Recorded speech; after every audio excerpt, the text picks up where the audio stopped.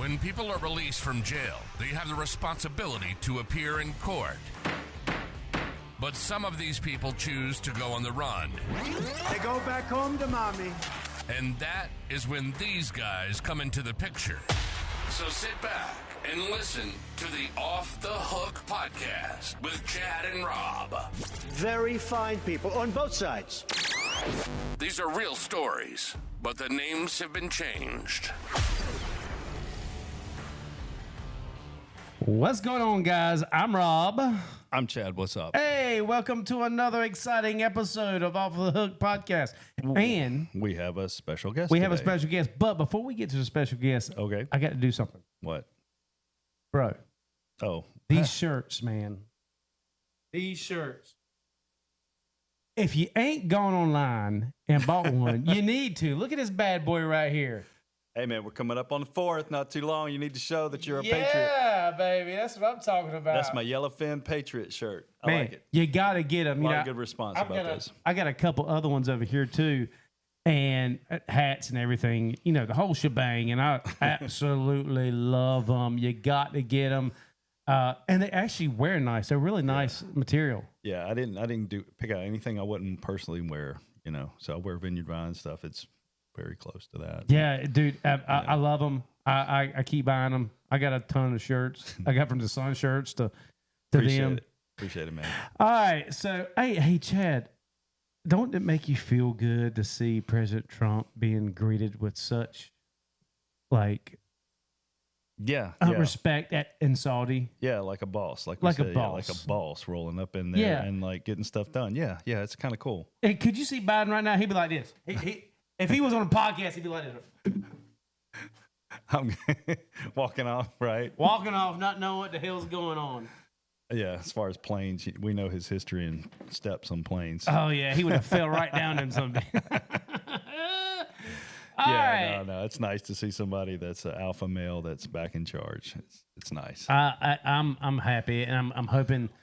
You know, he can only do so much in a short amount of time. You know, but he's done a lot. Did man. you see the market go up yesterday? 1,160 points. That's good stuff right there. Yeah. So, we're going to go ahead and get into it today. We've got a special guest with us today. His name is Kenny. He's a recovery agent, bondsman out in Phoenix, Arizona. So we first met Kenny at the first NABA event in Pensacola, Florida last year. Yep. And we go to these events and get to meet these people all over the United States, and it's a good networking thing that we do. And Kenny's been, I'm not sure how long. Kenny, come on in and let's talk to you more. Put you on in here. What's up, dude? What's up, buddy? You there? He's stuck. There you go. Okay. We Good morning. How are you guys? Good, sir. How are you? Doing real well. All right. Kenny, can you tell us a little bit about your history? How long you been in the business and where you're at and, stuff like that? So I'm in Phoenix, Arizona. We do pretty much all of Arizona. I started doing recoveries in 2004, and then I became a bondsman in 2012. So I do both sides of it. Mm-hmm. I started doing recoveries, and I never looked back. I enjoyed it, and I've always continued to do it and wanted to learn more in the industry. So that's why I became a bondsman. But I like both sides of everything. Yeah. Yeah. Right on. So how's bonding going in your neck of the woods? So it's up and down. It has its busy times, and then all of a sudden, a lot of people get released on pretrial services, and you see people get released on pretrial services for charges that you wouldn't imagine, and then you see them getting a bond on something you would have thought they would have just got OR'd on. So it's up and down, and Arizona doesn't really have a bell calendar. It sounds like there's no consistency. Right.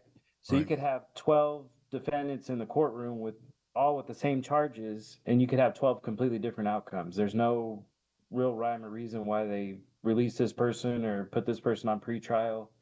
It's kind of all over the place. Makes no sense. I think pretrial. Honestly, we've had the current district attorney now on our show here for our area, and he likes pretrial, and that's his opinion. But we voted for him. We like him. He's doing a great job. But I don't like pretrial. I think a lot of it. I don't mind a mixture of what makes sense. Like charges that I can get that. They deserve it, at least a chance at going. Until they don't show up for court. I think it's almost a waste of taxpayer money. Yeah, some charges. Now I've listened to a lady at UNC Chapel Hill try to describe a non-victim or victimless crime, which there's no such thing. You can say no one was hurt physically in some charges, but there's a victim. Like the example she used with the lady who went to the gas station, got her gas, and drove off and didn't have any money, and then she was arrested. Right. The victim was the owner of the store, right? So you can't make an example of that. But in that particular case, they weren't physically harmed. So I get it. It was their first charge. You can add all that to come up with maybe an unsecured bond. How tied she is to the community. There's a lot that goes into figuring this thing out. But you have to, you've got so many places in a jail that will, hold people. So I get not giving everybody a secured bond until they prove you wrong, but some deserve one from the get-go. A lot of them do. So anyway, that's where we're coming from on that topic. So Kenny, pretrial services aside, let's talk about what we're here today for. It's pretty much one of your craziest stories, which you told us it just happened recently, right? The one that I did, it happened in 2017. That was definitely the one that when everybody asked me what my wildest one was, I always reflect back to that one. Right. So this one got out in the news and everything. It was big in your area. I take it. Yeah. Yep. Yes, sir. Did the media give you credit for catching them? Yes, they did. Nice. Oh, okay. Well, nice. All right. Oh, you got street cred there. Nice. All right. So tell us. All right. So you tell us the story. We're going to ask some questions about it, as you go. So what was his name? Leo. Oh, Leo. So let's see. Leo from the desert. Is that pretty much Leo or Phoenix Leo?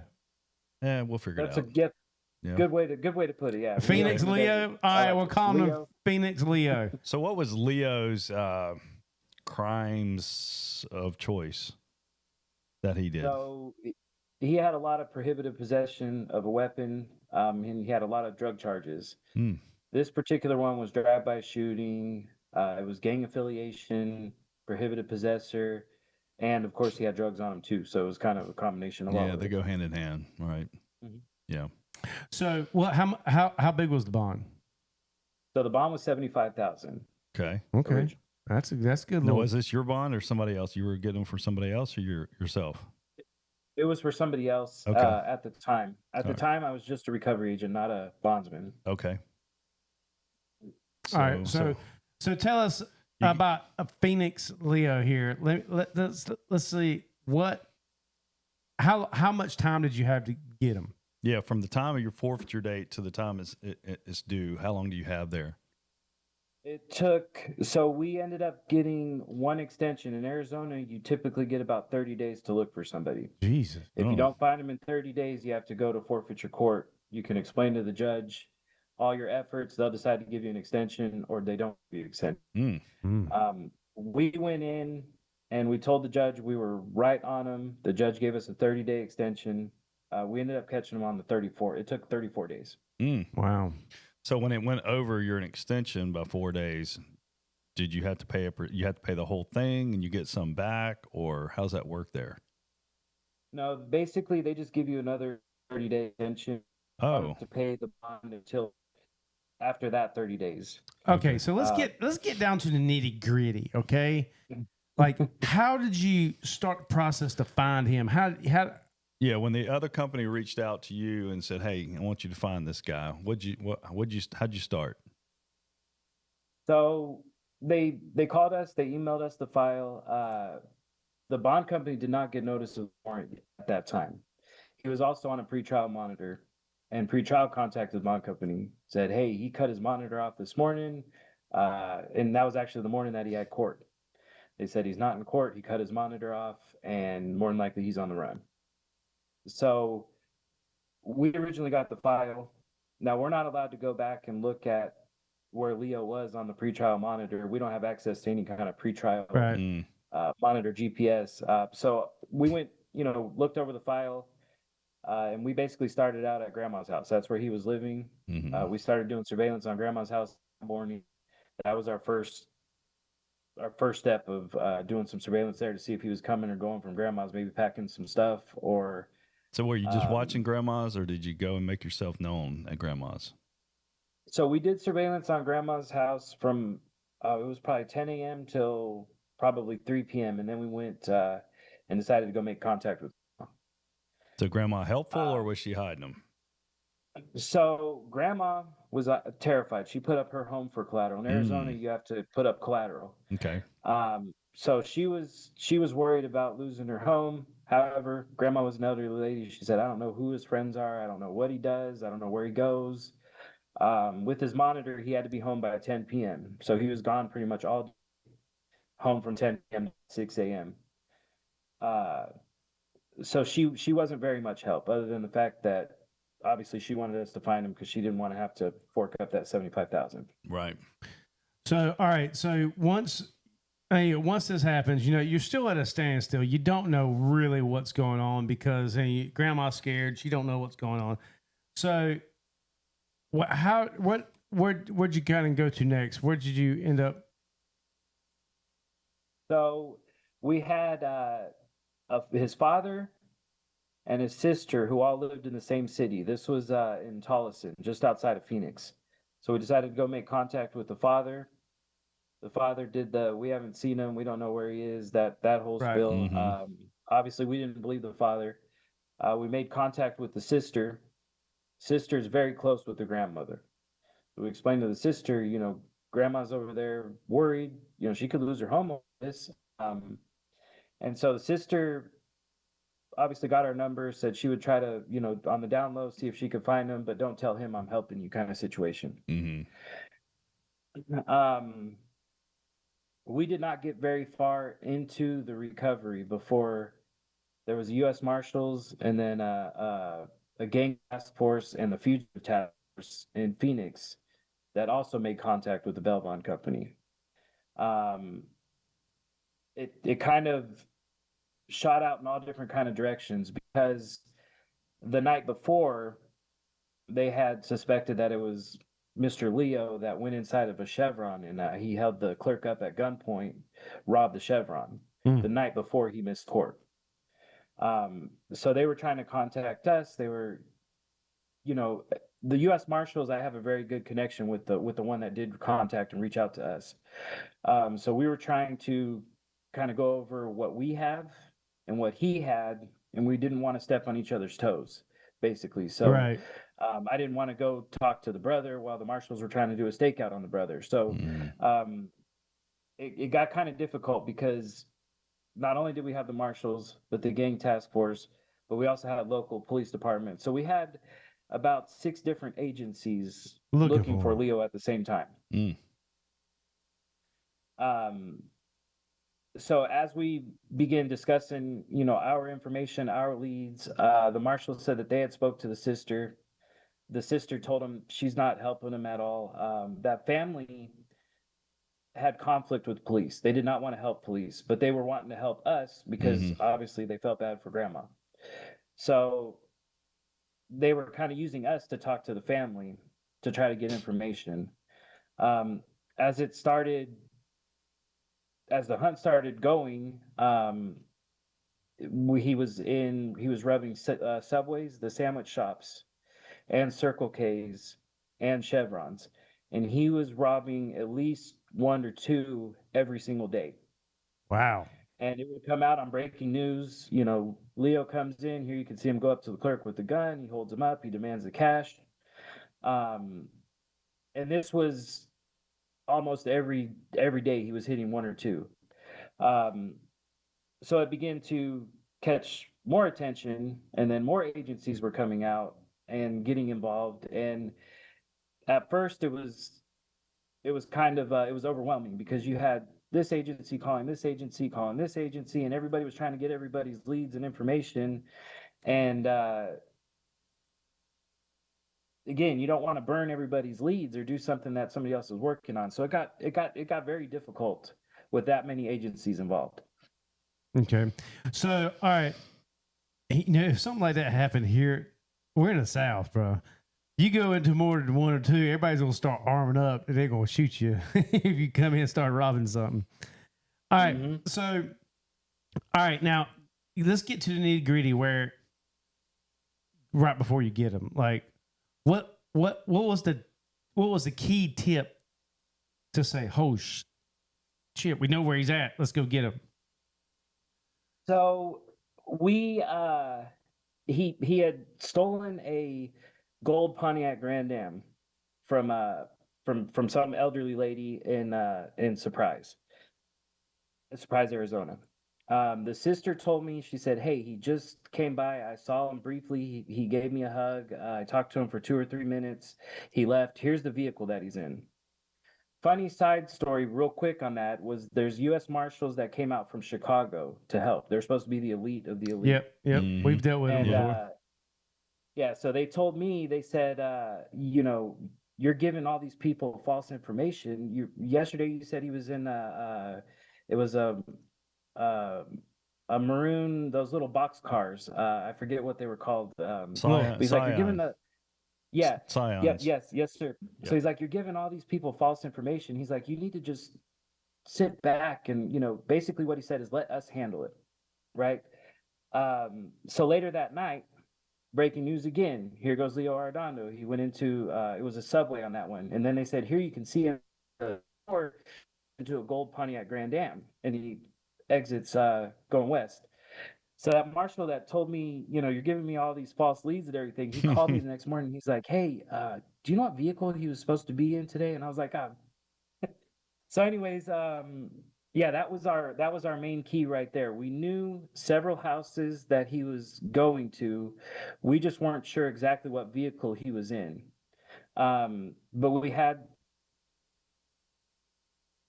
kind of watching really hard that we knew he was going to be at. And so then we heard about that gold Pontiac Grand Am, and then the news confirmed that he was in that gold Pontiac Grand Am. That's what our last final lead to capturing him was. Okay, so how did you find out where he was at? So we got several tips from the sister and a couple different people that led us to this house that he was frequently coming to, but he would not stay there very long. He was 20 minutes in and out of the house. And they said he would go in there, he would shower, he would change, he would do stuff like that. And that was the only house he was going to. So we started doing surveillance on that house. We saw a different vehicle pull up into the driveway, and we saw Leo. He got out of the car, he went into the house.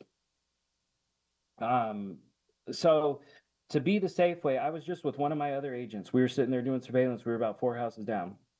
So to do it the Safeway, we decided to call the marshals, everybody. We said, hey, we've got eyes on him. He just went into this house. They were en route, obviously coming to assist us. About 3 minutes later, the garage door opened. Inside the garage was a gold Pontiac Grand Am. We saw him get into the Grand Am. I was on the phone with the marshals asking how far they were out. They were, 5-6 minutes. They're trying to get there as quick as they can. We decided at this point we can't let him go. So I had my truck. We pulled up. We blocked him in the garage. And he was basically trapped inside the car. At that point, obviously, we approached very cautiously. We knew he had a firearm on him. We could see him frantically moving around in the car. We went up. We started giving commands. He obviously wasn't opening the door. We ended up breaking the window to the car. And we could see that Leo had a firearm on the floorboard of the passenger seat. And he was wearing a seatbelt. So we were trying to get the seatbelt off. He was trying to reach for the firearm. We ended up, I don't like using it too often, but we ended up using OC spray in the car because we wanted to blind him so he couldn't grab that firearm. ended up getting the seatbelt off. He ended up jumping across the seat as we're trying to pull him back out the window. Finally, we did end up getting the car door open. We had to deploy the taser. We finally were able to swing him out into the garage, and Leo, we swung him out of the car. We ended up falling out in the driveway, and we were wrestling with him in the grass. And we finally ended up getting the handcuffs on. And as soon as we got that second handcuff on, there was a Marshal car coming from this way, a van coming from this way, and 6 agents jumped out to us right after we got those handcuffs on. You boys are a little late. Yeah.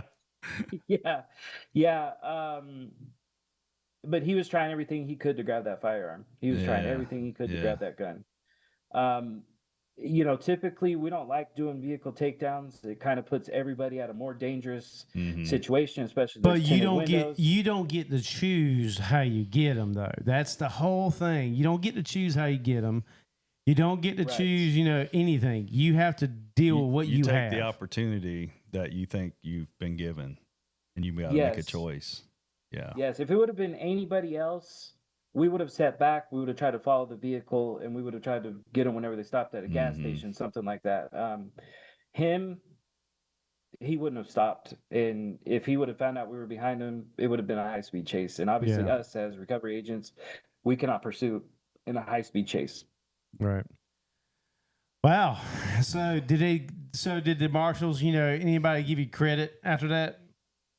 Yes, they did actually, and I still have a very good friendship with that U.S. Marshal in Chicago. We still talk regularly. I'm working on something right now here in the state, and I might need to be giving you a call. I need to give him a holler. Yes, absolutely. I'll do that anytime. Man, Kenny, thanks, man. That was awesome, man. Yeah, hopefully, good story. Hopefully you got many more of that. That's a good payday too. So. But then again, nobody understands this too. They think it's like, oh wow, you make all this money, but how much time did you actually put into it? Exactly. I mean, we were 40 plus hours a week on him alone. Yeah. We would break off occasionally to go, arrest another one that we had, but we were right back on him. Yeah. All of our focus was on that, and again, it was 34 days, and there was times where we were out all night. Yeah. And then we would swap agents, and they would be out all day. It was a lot of time and effort put into that one. And, again, they were offering silent witness rewards. I think at one point it got up to $10,000 was what they were offering for the public's help. Damn. And everything we do is taxpayer free. It was just the little recovery agents or bounty hunters that, and you can imagine sending Marshals from Chicago and then getting all these agencies involved, how much that costs. Yeah. And that's taxpayer money too. Now that part's taxpayer. Yeah. When you actually got them, all your time, all your hours, the surety company that's paying you, the bondsman that's paying you, all that's private money. That's not coming from the taxpayer. Yeah. And I think that's a lot of people don't understand that. So we appreciate you, Kenny, out there doing the Wild Wild West thing out there in Phoenix. Hey, Kenny, I'm just curious. Your forfeitures that are out there in Arizona. Where does your forfeiture money go? Well, there's been a lot of talk about that, and they're still trying to find out where that forfeiture money goes. Just like everything else, huh? Yeah, well, I will say that there's been a couple of attorneys who have mentioned that it does possibly go to judge's retirement, but I can't confirm it.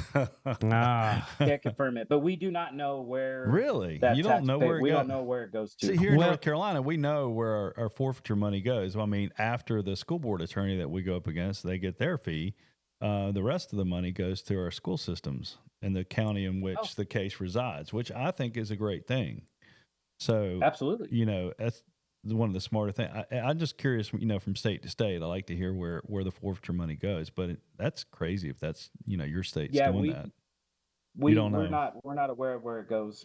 You need to ask around and figure that out, because that's newsworthy. You need to, public need, if you're going to have value, for what you do. I mean, we know you do, but as far as the public's concerned, they would like to know where that forfeiture money goes.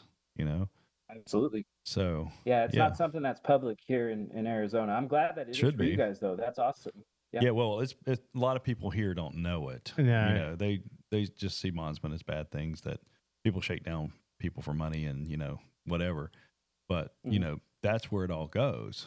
If we can't perform, you know, that's what we do. And it makes you feel a little bit better knowing that your money goes to a good spot. A good absolutely. place. Yeah. I mean, I will say for this state, I think they've done it right when it comes to that. But it's just interesting to hear different states where it goes. Well, cool. Kenny, thank you for coming on. This has been awesome, man. I appreciate it. Yeah, man. We've been trying to do it for a while, man. Sorry, we've been kind of. Well, it's hard. It's hard to do it. He's 3 hours behind us. So that too. It's currently it's like 12:50 here. What was it? Was it 9:50 there? 9:50 here. Yeah. Yes, Yeah. sir. So I mean, Yeah, I know. you're just still waking And we're up. always busy. You guys are Yeah. off doing something. We're Yeah. out of state. We're all busy. But I'm glad it was able to work. Yeah, man. Well, Kenny, thank you. Story needs to be told. Kenny, thank you for being on. Love to see you again shortly, hopefully here in Montana. But if not, we'll get back up with you. Thank you guys very much. All right, appreciate buddy. Take care, you. Kenny. It's good See seeing you, buddy. Thank you. Bye. All right, that was pretty cool. Getting him on finally. I know it's a definitely a hard thing to do, you know, with being so far away. Hang on, let me open this back up. Boom. All right. All right, cool. All right, so man, that was good. yeah, that was good. Yeah. So that was the So story. any other bondsmen out there listening, bounty hunter, bondsman, whatever, you know, hit us up. Love to your have you story, on. man. I like hearing different things and like, you know, the aspect of where the money goes. You know, I think that's important. People should And know. another thing, how it works and bounty hunting in different areas of the U.S. because it works different here versus back in Phoenix and California, which we all know about that. Las Vegas, you know, it all works totally different. Yeah. It's like every state you enter, it's like going to a different country almost. Yeah. And trying to figure it out. And then, you know, the states that don't even allow us, that's a whole nother animal, you know. Tell me about It's it. like a little safe haven for criminals to go to. Right. Kentucky, one. Well, you wouldn't think, but Illinois, Oregon, isn't that Wisconsin, Oregon. Yeah. Yep. Can't go into them because they think we're going to be kidnapping somebody, which is. one. But sometimes they'll let you. Yeah, sometimes they let you. We don't talk about that. Don't want to talk about that. All right, well, guys, man, it's been awesome. This is another great episode. We have plenty on that online now. So if you want to check us out on YouTube, check us out, YouTube Bail Bond Podcast. Share us, subscribe, like, you know, all the good little things that you like to do. And then you got like Spotify and Apple and all that. Yeah. But here's what you need to do. You need to go by and get you one of these shirts. Man, what is the website, Chad? It's offthehookgear.shop. Offthehookgear.shop. Yes. I need to put that down there or something. Figure that out. I know. We got so much to figure out. I can only do so much. I'm excited. I'm going to wear that shirt Friday at the American Day at the Santa Mo Boots Festival. Okay. I'm going to wear that. Oh, down in Alabama. Down in Gulf Shores, right next to Pensacola where we met Kenny. Yep. Yeah, it's going to be awesome. American Night, I'm sporting your stuff, bro. Hey, man, I appreciate it. Hopefully you get some people. I hope some people ask me about, hey, where'd you get that shirt from, man? It's my business partner. You got to go talk to them. It's, you know, you got to go online and get it. It's good stuff.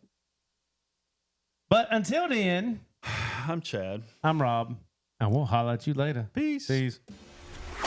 You've been listening to Off the Hook with Chad and Rob. We hope you've enjoyed the show.